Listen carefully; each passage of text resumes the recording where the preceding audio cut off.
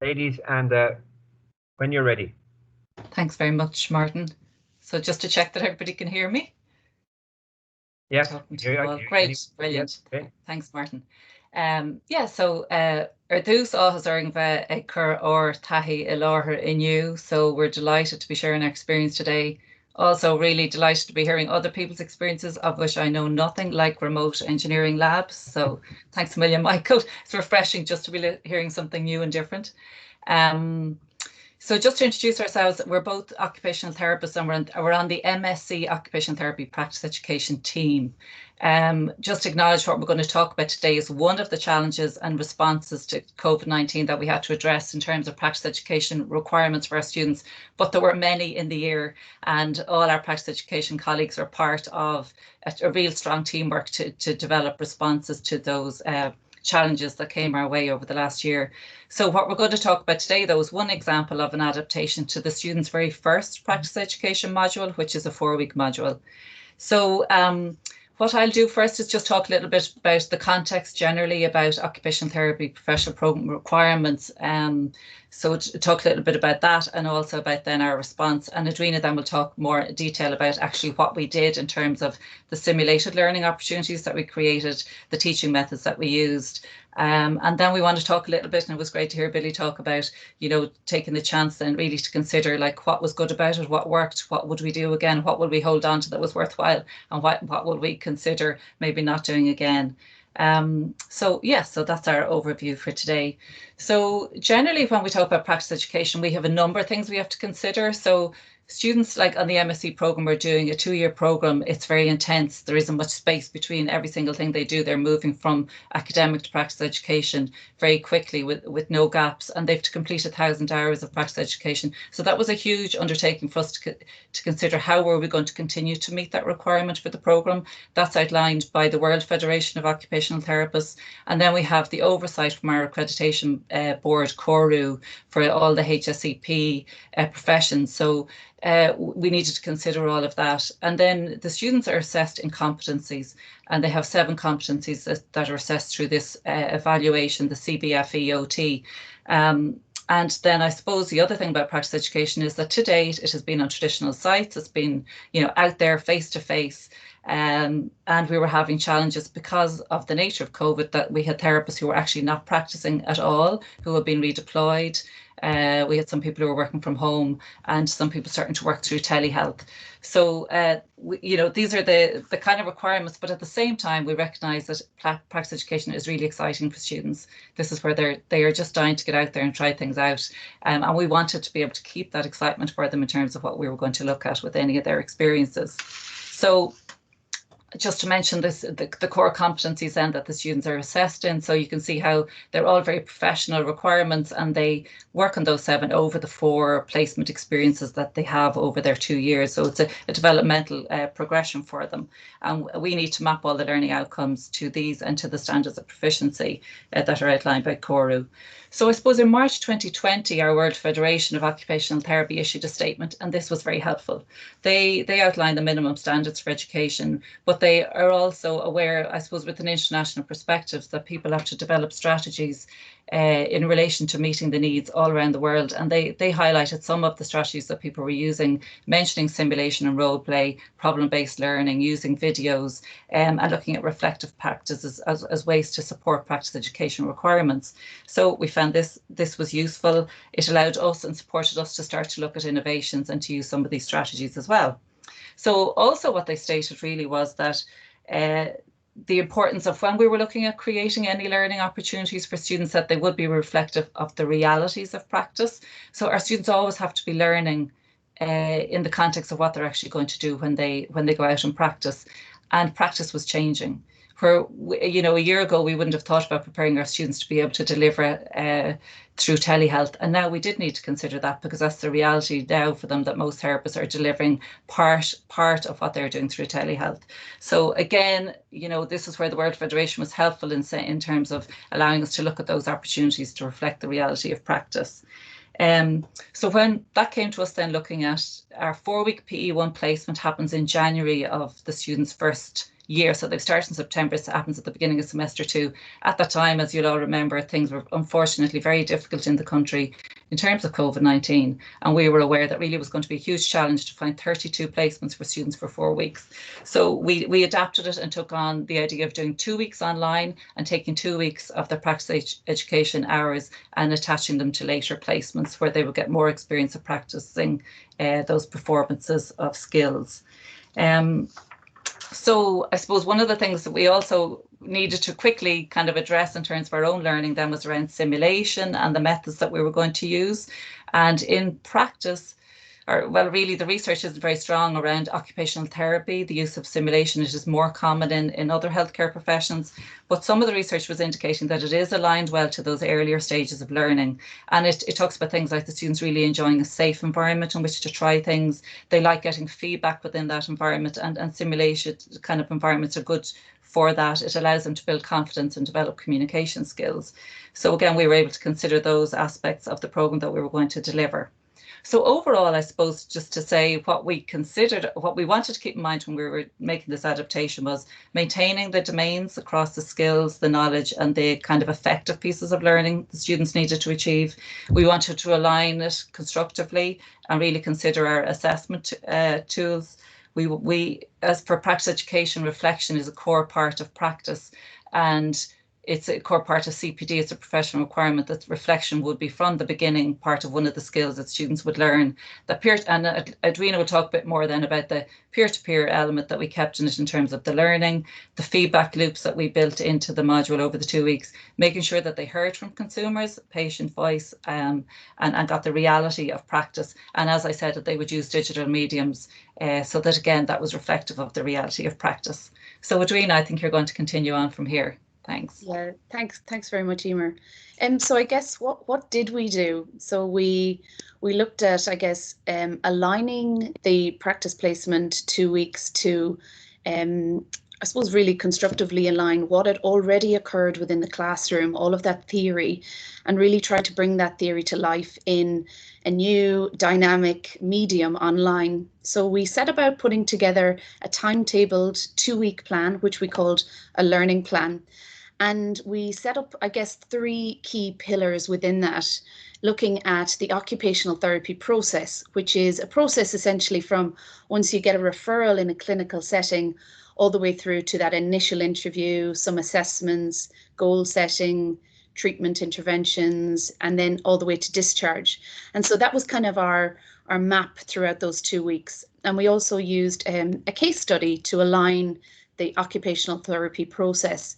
And also then we were able to integrate and we were able to invite in a clinician from practice and a service user who had a similar diagnosis to our case study to kind of bring that further to life.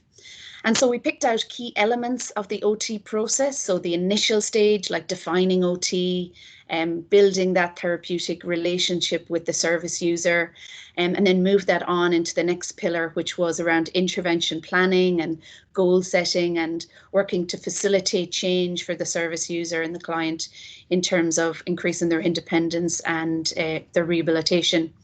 And we used a case study. So that was kind of, I guess, our platform and our pillar.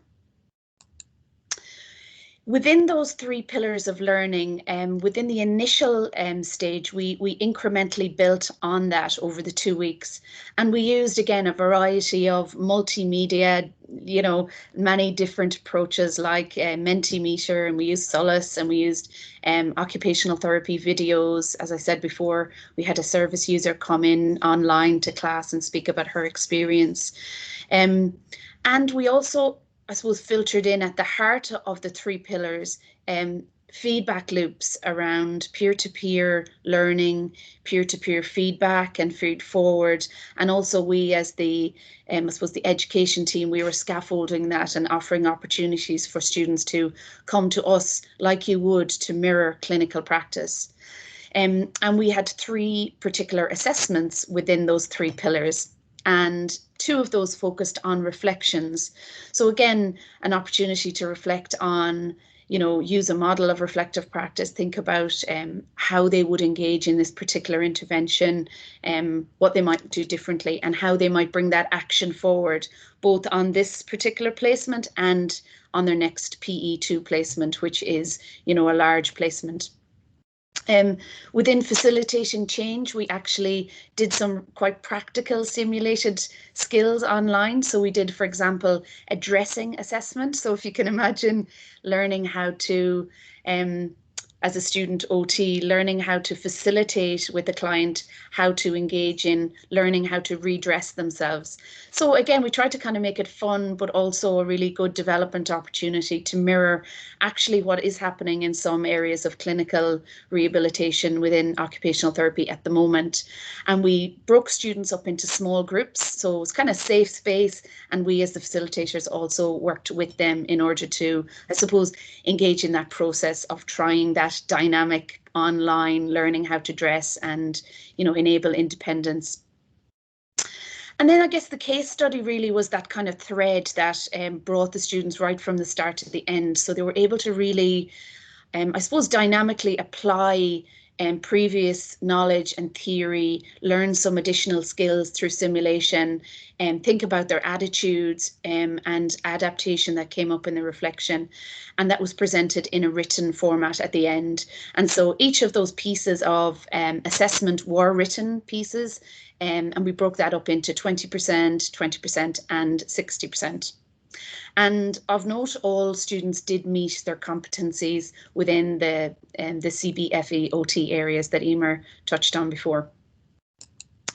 So this is a really busy slide, as you can see. You may need to kind of hone in on it to kind of see some of the specifics. But I guess what we wanted to reflect here is it's a busy timetable, and we wanted to really mirror what is happening and what does happen in clinical practice settings. So we start at 8:30 or 9 and we go right the way through to 5. And we wanted to do that so that students would, I suppose, start to get a feel for what it might be like on a clinical setting or on a telehealth practice placement, and also so that they could try and learn the skills of prioritization, group work, engagement, exercising their own resilience in leaving work at work and trying to kind of switch off in the evening. So I guess really trying to mirror what happens in practice. You may or may not see from that timetable, but there was opportunities for formative discussions and peer-to-peer feedback throughout, both from small group work opportunities and collation of videos. Students were encouraged, for example, to send through a video of themselves defining occupational therapy within a specific service, and all other students were then encouraged to look at that video and provide some constructive feedback on areas for suggestions and improvements. And that was a really great task because students were able to, provide critical feedback, but also kind of use their empathy and communication skills to provide feedback that would support their peers and their students. I guess, overall, when we looked at this practice placement one, we really wanted to ensure that we were.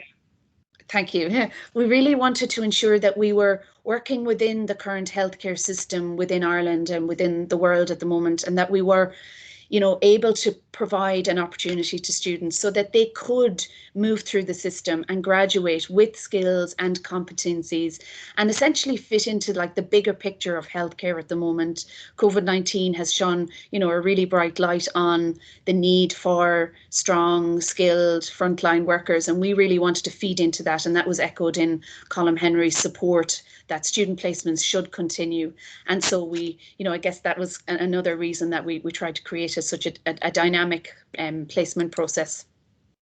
So some of our reflections, well, certainly there was strong participation as evidenced in peer-to-peer groups, small group tasks. Students were certainly motivated, eager to participate, really good at giving feedback and feed forward and quite receptive to that process. So we would engage in kind of cycle loops of checking in and increasing their independence as the 2 weeks went on, providing formative feedback opportunities. And certainly I noticed strong motivational attitudes, which I think, you know, communication and interaction are strong skills that clinicians need in healthcare settings. And one particular point I will pick up on is at one point, one of the students, you know, liaised with us and asked if we could move a deadline. And I thought that was really a really excellent opportunity for students to actually have the voice in developing their program, and also to kind of mirror what might happen in a clinical setting, that they were able to prioritize and preempt and maybe move deadlines. One other key feature of this model would be that it provided students the opportunity to build, I guess, what we might say more unique and alternative communication and online communication and interaction strategies. So, for example, when you're engaging with the service user online, there's additional communication quirks and affect and reactivity that may be required to sustain someone's attention and concentration. And they were some really unique learning features of this particular placement. We would have to also say that it was quite resource intensive from a staffing perspective, and perhaps student expectations. I guess, as Eimer said, placements are very exciting times, so students really did want to get out on placement, but they were able to adapt and you know, move through this model with us.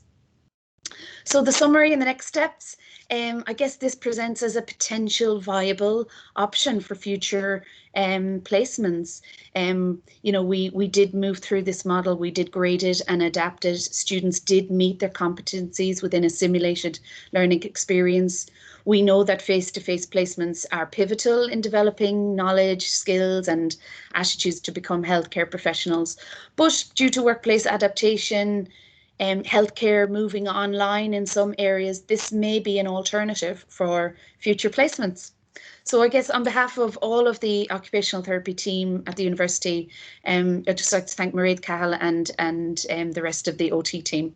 And we'd love to hear any thoughts or comments or questions you might have. Oh, lovely, Edwina. Thank you very much.